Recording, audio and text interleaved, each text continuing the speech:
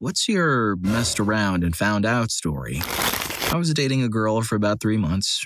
She had a big, gentle giant of a Newfoundland dog. I got along well with the dog, and so I absolutely thought I could dog sit for her and that she could trust me to leave the dog with me. She was going to her cousin's funeral, which was in another state, and would be gone for the weekend. I fed the dog and had seen her walk her dog off leash, and it would be very obedient and never stray far, and was generally a slow walker. I thought I could do the same. The dog ran from me, thinking it was a game of catch, and made me chase it around for about 35 minutes. Finally, I got the dog back in the house. We had gone for a walk right after she ate, so all that running around made her retch up in my girlfriend's living room, all over her living room carpet. Not only that, it was a rainy week, thus she tracked in a ton of mud. Oh my, never saw the dog drink water before. Jesus, new feet splash water everywhere. It gets worse. The dog was tired, and through all that BS of playing tag outside, I never actually saw the dog crap. So by the time I was done cleaning everything, the dog had crapped, lying down. So I smelled crap, yet couldn't find it anywhere. Finally, I lifted the dog's tail to see it had crapped. It was all over the under part of her tail. I took her out back and thought, okay, I'll just give her a quick bath. I am a neat freak, and, well, her paws were still slightly muddy. If I was going to thoroughly wash her tail, I might as well give her a proper bath with a garden hose. This was the worst idea. I had no idea it takes 6 hours to dry in Newfoundland. What the hell kind of breed is this? The entire time I thought, never again would I ever dog sit any dog ever again, no matter how hot girl is. FYI, I love animals. I have 3 cats and 2 mutts I rescued from the street, but that's today when I'm 37. The 22-year-old me back then just wasn't ready for that kind of dog care challenge. Lol. You know you're in trouble when even the dog is exhausted after a day with you. Story 2. When I was about 17 to 18, I met a guy online in a little chat room or forum type website called Gaia Online. I actually ran an art shop on it and sold art. That's how I ended up getting to know him. Our conversations were fun, but I had no intentions of it going anywhere other than flirting. He had other ideas. He was really manipulative and loved to gaslight, but I grew up with a manipulative mother, so I knew how to defend against it once I spotted it. When he had had enough of my always being defensive and argumentative, he found my address and sent me spiked food and images of my house from Google Maps and told me he knew where I lived.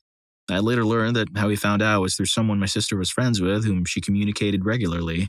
He spun some story about how we were trying to meet but wanted to surprise me early, so the friend gave him my address. I was so embarrassed, and I didn't know how to tell my mom or sister. I knew better, yet I did it anyway. This guy got me banned from Gaia Online by trading me items and then reporting me, saying I scammed him. I ceased all contact and removed myself from anything he knew I was involved in, but I was sure I had been careful about not revealing anything personal. I also played Guild Wars 2 back in the day, and I got a message from a random player. Turns out it was him. He acted nonchalant, and I was absolutely mortified to the point that I stopped eating. He learned of the games I played from that same friend that my sister hung out with and purchased the ones needed to track me down and found out my player name from that friend. When I confronted the friend, they did not believe me and said I was acting like an extreme feminist. This guy also tried to get me banned from GW2, but I had contacted a dev. Showed them everything from our past conversations and texts, even unrelated to Guild Wars, to prove I was being stalked. The guy was banned shortly after and told a friend I'd be contacting the police if they gave any more information about me or my sister. My sister got contact after I told her what was going on. The ex-friend contacted me through GW2 saying that I was right all along. That his stalker did it to other girls too, and he manipulated their friends into giving them information so he could follow them. Apparently, it had gone way worse with the girl after me. I told him to go take a long walk off of a short pier and never contact me or my sister again. I didn't tell my mom until after I moved out because the incident with the food was brought up. Story 3. When I was a kid in the 80s, around 10 or 11, I wasn't exactly the coolest looking. I had glasses and braces and straight, goofy-looking hair. I loved sports, though, and I was really good at baseball. Needless to say, looking the way I did, I took a lot of criticism. One day, these 2 guys, Mike and Mike, invited me to play catch. I thought it was pretty cool because one of them was the principal's son and a popular kid. The other Mike was like a hype man, popular by association, more or less. So I rode my bike up to the field and we eventually started playing pickle. They started acting mean when I continued to get them out as runners. When I eventually queued up to be the runner, it started to get mean. I'd run and instead of just tagging me, they'd smack me with their gloves or push me down when I was coming up on the base. The bases were big rocks, and at one point they pushed me down on one of them. I started to get angry and was crying a little bit because it really hurt one of my legs when I fell from the push. I told them that they should stop, that the next time they did that, I'd get really mad or something really lame because, again, I wasn't exactly a tough guy.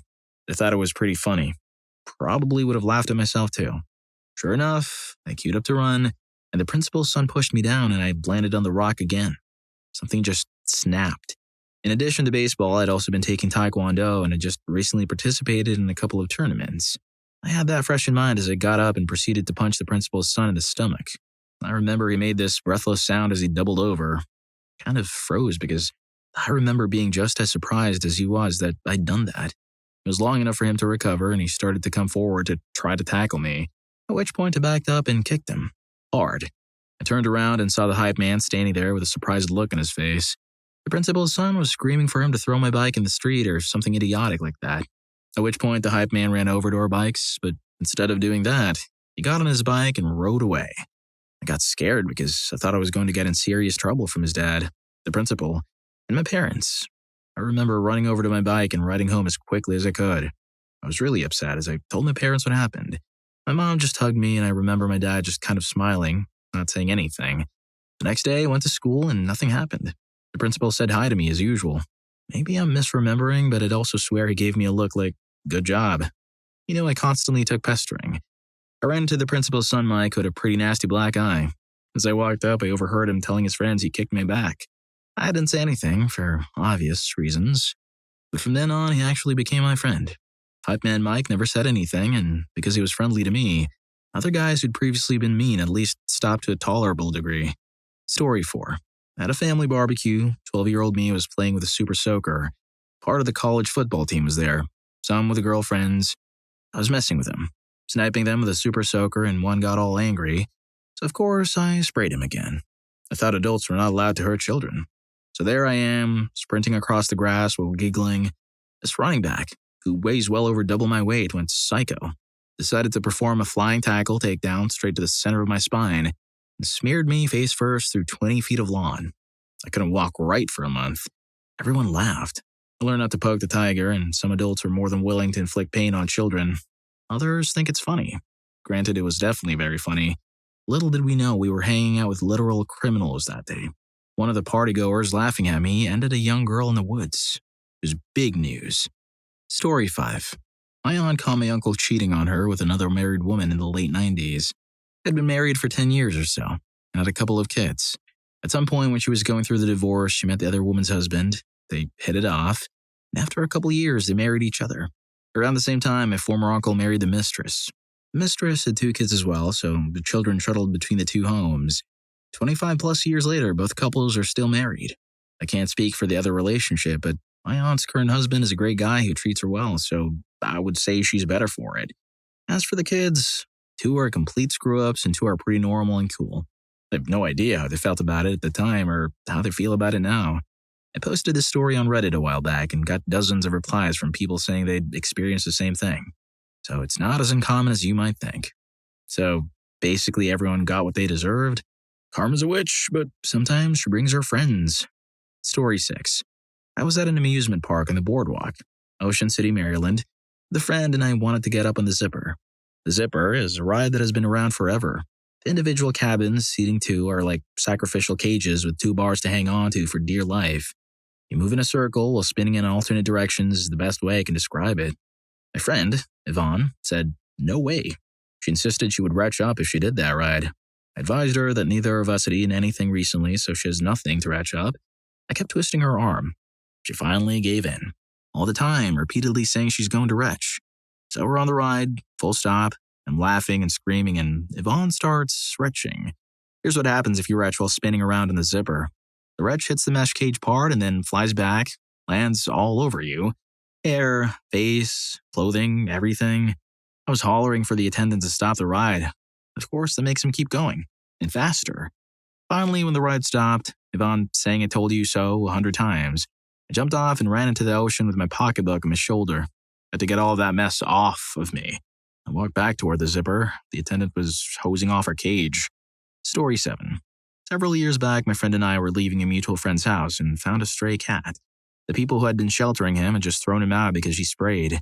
My friend and I agreed to split the duty of caring for him. She would take him for the time being, and I would get him fixed and take care of him while he recovered. Maybe permanently. Well, we got him fixed, and when he was picked up, the vet at the Humane Society gave very specific instructions to keep him calm, quiet, and not stress him out, because his incision was only glued and he would be in pain. My family had taken in stray cats before, and we had dealt with plenty of cats post-sterilization, so of course we knew what we were doing, right? We took him home, introduced him to our two elderly and not welcoming cats, and let him roam the house.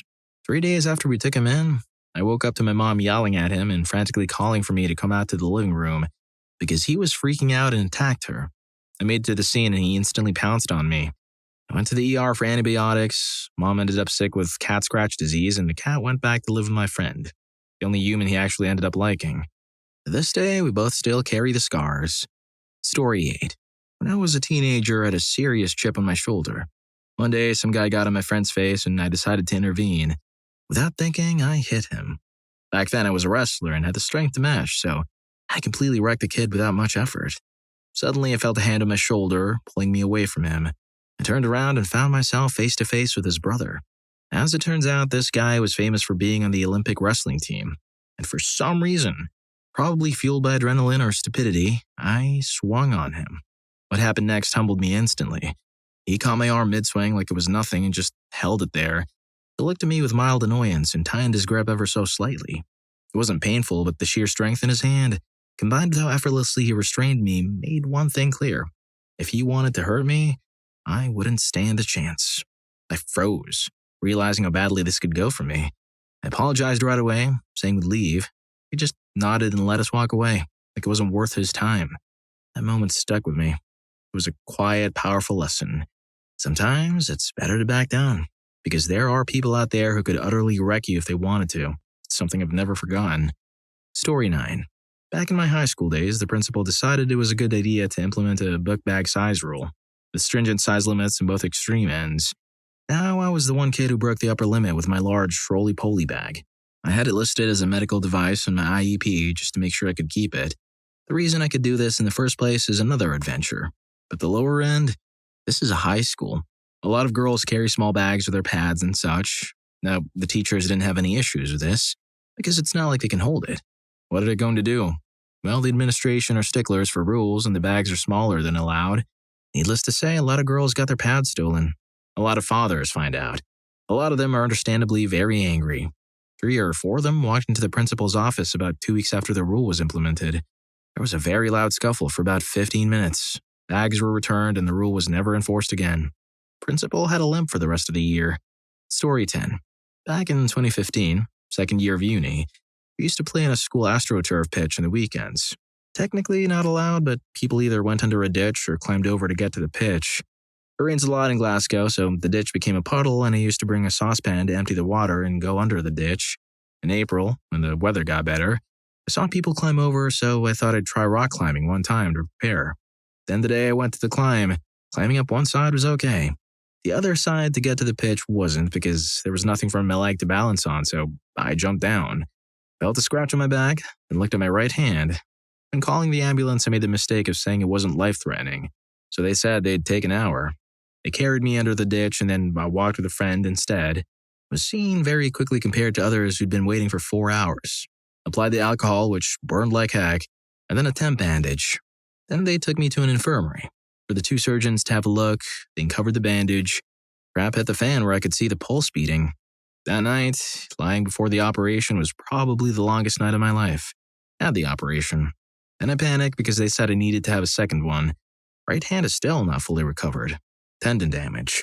I'm grateful because it could have been a lot worse. Feels like I have PTSD because whenever I see AstroTurf pitch railings, I flick my right wrist. Story 11. I dated Crazy a few years after my divorce. She and I were both 40, and from the outside, she looked like a catch. She was a college grad, owned her own condo, had a nice job as an analyst at a big manufacturing plant. She sang beautifully. She recorded herself singing like 12 different songs and put it on a CD for me. She played the piano beautifully. She was a great golfer. She loved college football and attended all the home games for her alma mater. We lived in that city. She was a Six Sigma black belt. Not a martial arts thing, but a professional certification at her work. We met at her church. So, we were both 40, both divorced a few years, with children. It didn't take long at all to begin finding the little secrets in her. First, their two children lived with their ex-husband and not her. Oddly, the mothers almost always have the children. This wasn't 50-50. He had custody and she saw them on some weekends. She was clingy. She began telling me she loved me after just 2 weeks of us dating. No, I didn't say it back. About a week or so after she began telling me she loved me, she asked why I didn't tell her I loved her. I was honest. Hey, I was 40, divorced, not a kid, and not into playing games. I told her it would take me a long time to say I loved any woman as it takes time to really get to know a person. She was literally texting me 100 or more times each day. I responded like 5 to maybe 10 times. I worked mid-level management in a manufacturing plant, and I wasn't going to sit texting nonstop in my phone all day at work. She was cute, petite, and we had great intimate chemistry. That was the only reason I hadn't dumped her yet. Again, I was divorced, 40, and was trying to make up for lost time with my lying, cheating ex-wife as we had a quiet bedroom. 6 months later, I ended it with her, and she wasn't happy. She'd show up and look at me through the windows in my condo, and when it came out, she'd run off, get into her car, and leave. One night, another lady and I returned home to my condo after going out, and this lady, this crazy ex of mine, walked up to us and she told my date that she was my wife. My date said something like, "I'm sorry, sweetie. He told me he was divorced." She then slapped me and left. Crazy ex was standing there all happy and smiling at me until she found out I would not let her come into my condo with me. I told her mother to stop her daughter from contacting me, etc., and she told me she would. She didn't. I then went to her ex-husband and told him what his ex-wife had been doing, and he told me he'd take care of it. He did. I never heard or saw my crazy ex again. I did bump into her mother months later in a store, and she went off on me for involving her daughter's ex-husband. I didn't yell, but I shut her down. I told her that was her fault. I told her I came to her first, and that if she had taken care of it with her daughter, then I wouldn't have had a reason to go to her ex-husband. We all know not to stick it in crazy, but I was divorced and wanting to make up for lost time, so I did. And I paid the price. Never have since, though. One time was enough for me. If you're enjoying the video, don't forget to hit that subscribe and like button for more videos like this. Story 12. Hot summer day in Kansas, circa mid-60s. My older brother takes a metal ice cube tray out of the freezer and says, "Want a cool treat? Just put your tongue in this ice cube tray." So I did. I was maybe 8 or 9 and believed him. It was my brother. Did I cautiously put the very tip of my tongue on the frozen tray? Hell no. It's a cool treat. Why would I do that? I slapped my whole tongue at the bottom of that tray, waited a moment, and then tried to pull it off. Yeah. My brother, somehow sensing this was not going to end well for him, tried to pour hot water over the tray in my tongue while I leaned over the sink. Water everywhere, me screaming, tray still stuck. Mom arrives home, and out of the blind fear, he pulls the tray off my whole tongue like you'd pull a Band-Aid off a wound super quick. There were to mess around and find out at work here. Mine, never ever put your tongue on anything frozen. And don't believe your own brother, no matter what he tells you. My brother's mess around and find out it was all his own. Grounding, no friends over, yard work, many talks about jokes that hurt people, respect for others, etc. The tongue healed, but it was astonishingly painful. Anything with salt or heat doomed me for a while. The sound of ice cubes clinking together will forever haunt his dreams. Story 13. When I was 14, this dude in my class kept beefing with me for no reason. He would constantly talk crap about me to no end. I was in a house filled with cruelty and generally didn't care what happened to me because I was a stupid 14-year-old. So one day I stood up for myself and told him to shut up and that I'll roughen him up. I went to a ghetto-ish high school, but this kid was from the most dangerous city in the U.S., Gary, Indiana. His mom forced him to move to my city, Indianapolis, because he caught a weapon charge a year before. He laughed it off at the time, but hinted at the fact he had a weapon. The next day, I was kind of scared, but thought he wouldn't fire or anything at school. During that class, he kept joking around with yanking stuff out of his backpack, and if I flinched, he'd call me a wuss. After class, he and his little group called me over to an empty hallway. At this point, class had started. I was 14 and stupid, so I obliged. He then reached into his backpack really quick and pulled out a weapon with a laser beam on it and turned the laser onto my face. It was one of those moments where time just kind of stopped, and I immediately turned around and booked it as fast as I could. It was like my legs were moving from me. He must have felt bad because he knocked the kid out for talking crap about me at the end of the year. That place was more of a prison than a school, and I don't miss it. Story 14. Joshua Tree State Park, scrambled up a sheerish incline in Birkenstocks, I think, or another not good bouldering shoe because I'm not a climber. Just a dumb 22-year-old. Partner got freaked out halfway up and ended up scooting back down on his. There were other people also frolicking up and down this particular boulder structure. Got to the top and thought I was such a spunky adventurer. Smoked a bowl because I was in a beautiful park. I couldn't go back down the way I came because wowzers, it was almost like a slide and scary. So I picked going right. If I had scouted the whole thing from the ground like I should have, I would have known that it was shaped like a triangle with the left being a relaxed slope down to earth and right being a huge incline with a steep end. My mess around and find out was continuing when I came upon a part where my choice was jumping down over a point where it was nothing but air. Then I got to a point where I could not go further. It was just a cliff hundreds of feet above the ground. I had to go back, including navigating that spot I jumped down. So I had to Matrix-style crawl back up with my back and feet against the two walls while I scooted back up. There was nothing underneath me for at least 100 feet. It was literally that scene in The Matrix when they're in the walls climbing down, but I was going up. With no climbing experience, just normal person shoes. I survived out of nothing but extreme luck and adrenaline. Any mistake and I would have fallen to my doom. The whole adventure took 3 to 4 hours, just me trying to get back to ground level. This was pre-cell phones, 1999, so he had no idea where I was or what was going on and said he just kept walking around the whole thing, basically trying to see where I was up high or possibly find me injured somewhere in the ground. It was getting late in the afternoon, so I was also considering driving to find a ranger to ask for help. Looking back on this, at almost 50, I can't imagine those 3 to 4 hours that he just did not know what was happening. I'm not even sure I told him exactly how close I got to really screwing up. I think he found out the whole story later as I've recounted it to people over the years as a cautionary tale. In my defense, this was the late 90s. I was 22 and completely not aware that no one should climb anything without knowing what the hell they're doing. Also, to add insult to injury and a quiet drive out of the park because I was coming down from probably massive amounts of adrenaline and he was probably majorly angry. We weren't saying much. I finally read the back of the pamphlet they gave us going in, which said, "Don't climb if you don't know what you're doing." Story 15. I was 15 when my buddy decided I needed to learn how to drive a manual. He picked me up in his dad's old truck. He drove the truck all the time, with permission, of course. We had an unusual snowfall that week, and most of the roads were still at least partly frozen. We head out, and I'm doing okay at first. We stopped at a red light. The road had a steep incline where the light was. I got the truck up the hill, but I couldn't keep it there. We started to roll backward.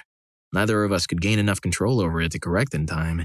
We rolled into the front of the car behind us, a luxury car that was driven by an off-duty detective in our city.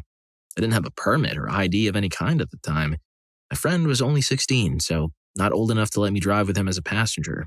Special note, this went down when my friend's dad was supposed to be out of town for work. This was before everybody had cell phones, so my friend just took the truck without asking his dad because it was never a problem before, so he didn't bother tracking his dad down to ask permission. However, we didn't know that his dad cut his trip early and was on his way home before my friend got to my house. He saw the truck was gone and called the police. Here we were, 15 and 16, driving a truck that was reported stolen with no licenses, and we just backed into an off-duty detective. We got arrested, clearly. It got worked out afterwards once his dad realized we had the truck. The auto theft charges got dropped, but we got in trouble for the other stuff. We had a year of probation, and I wasn't allowed to get my driver's license until I turned 18. Story 16. Not exclusively my fault, but I was a party to it.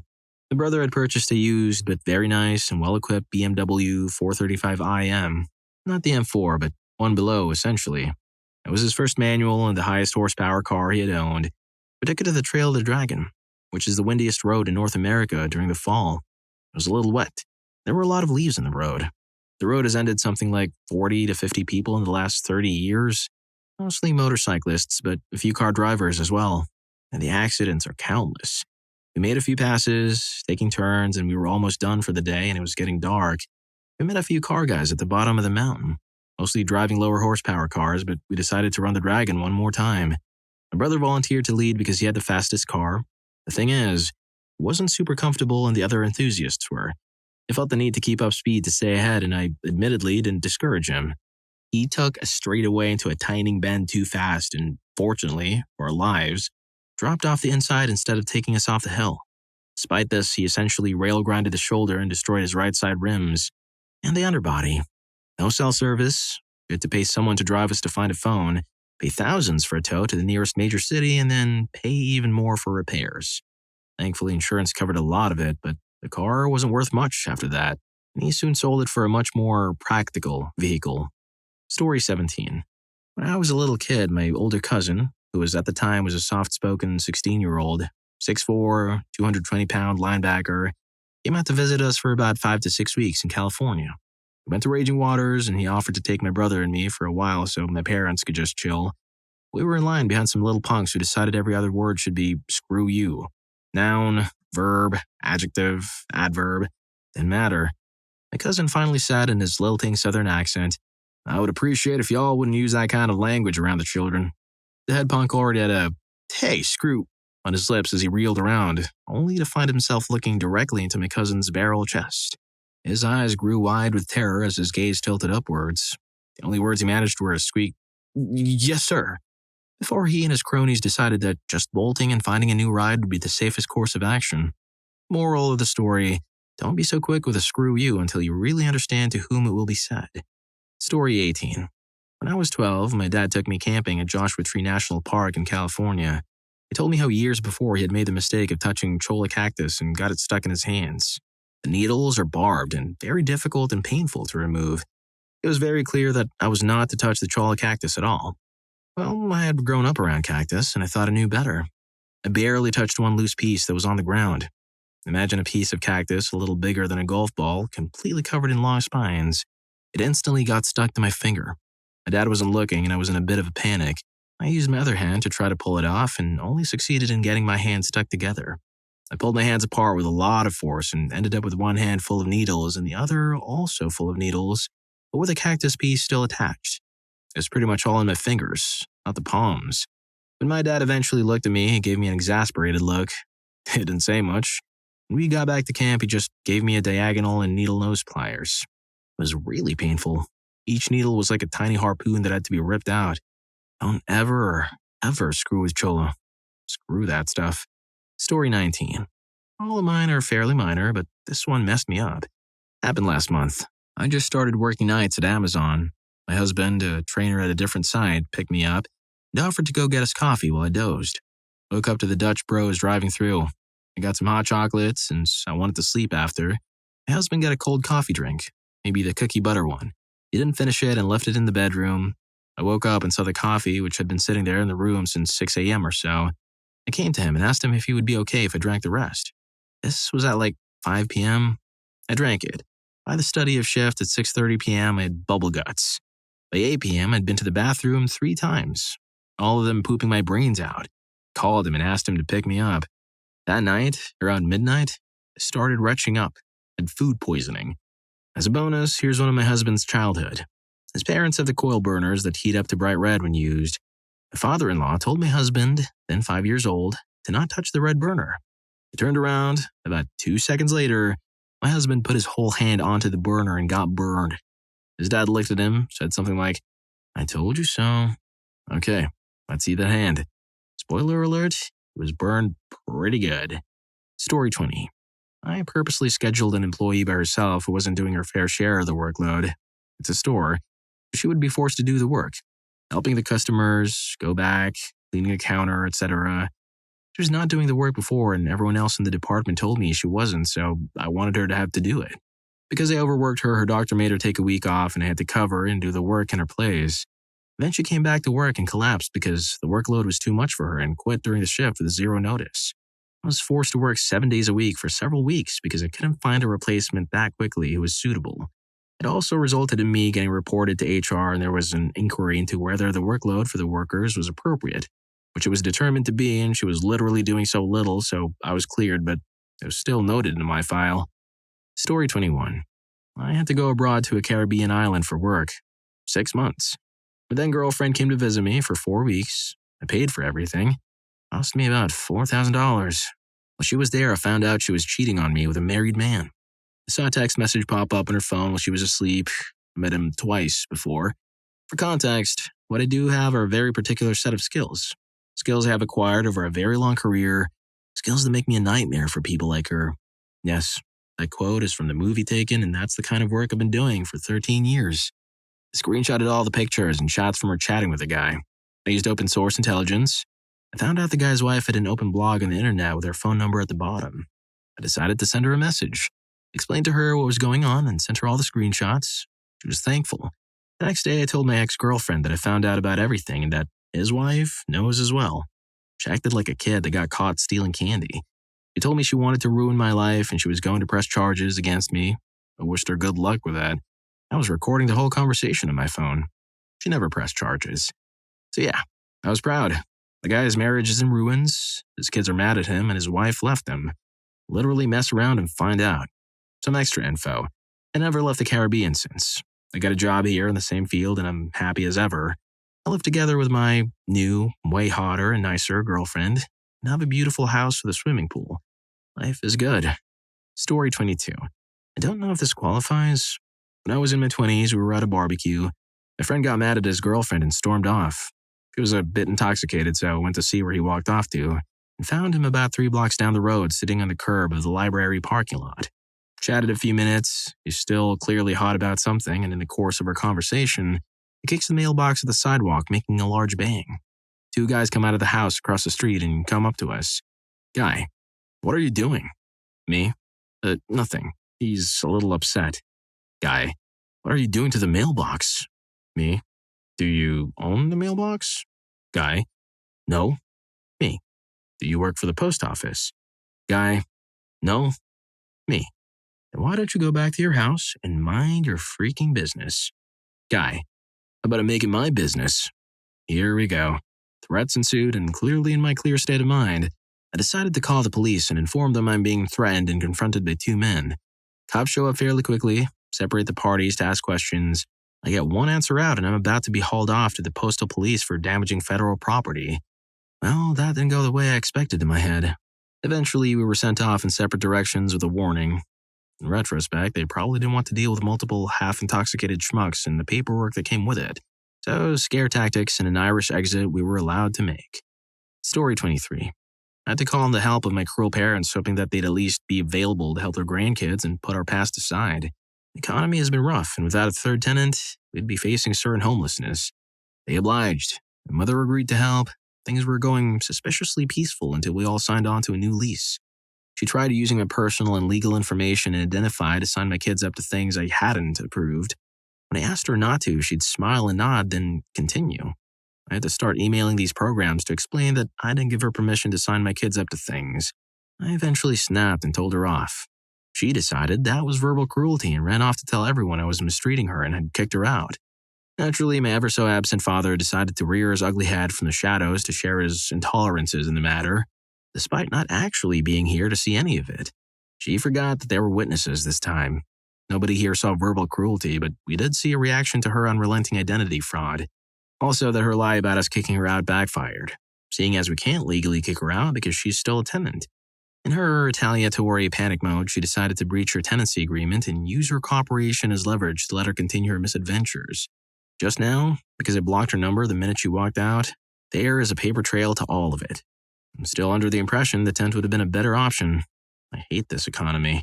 Story 24. I took stuff apart as a kid. Electronics were my favorite. I can remember exactly never being able to get it back together afterwards. I loved circuit boards and tracing the lines on them and looking at all the components, though, and wondering what they did. I learned a lot when I was a teen. One day I took apart a train set that had something that I'm still unsure the name of, but it looked like a strange little light bulb. The train set would emit sparks when you bridged the tracks with a screwdriver, which I had done so much that I broke the thing. I figured no loss with removing the light bulb and seeing if it lights up in the plug-in in my house. Since batteries didn't seem to do anything to it, I put it in and simply remembering a blinding flash, black smoke, my hands being covered with gray dust, the smell of ozone and a distinct spark sound. I found out why they give "don't play with electricity" talks in school that day. Lol. But surprisingly, no injuries other than the fear of God being put in me. Surprisingly, the light bulb thing seemed to be unaffected. Still have no idea what kind of component it was despite attempts at researching it. It never lit up. It was in an opaque case. It simply looked like a light bulb. I pretended afterwards as a kid that it was a magic teleportation device, but never put that thing to any form of power again. Even batteries scared me with it. And one day I smashed it with a hammer, thinking that the magic inside of it needed to be broken for some reason. Story 25. As a kid, I was forced to hang out with my older brother and his friends since there was no one my age to play with. I got my back handed to me on a regular basis because of our innate love for WWE, WWF at the time. Realizing I was always losing, I told them to just leave me alone or there'd be consequences. In kid talk, this is more along the lines of, "Oh my god, go away or I'm going to make you cry."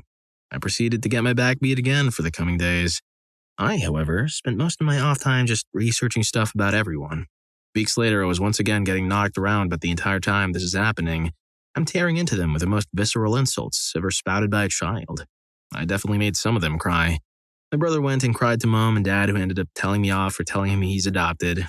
He wasn't adopted, just FYI. None of them came close to picking on me again. Being witty is a talent.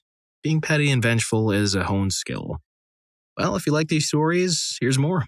YouTube thinks you're going to love this. Catch you in that video.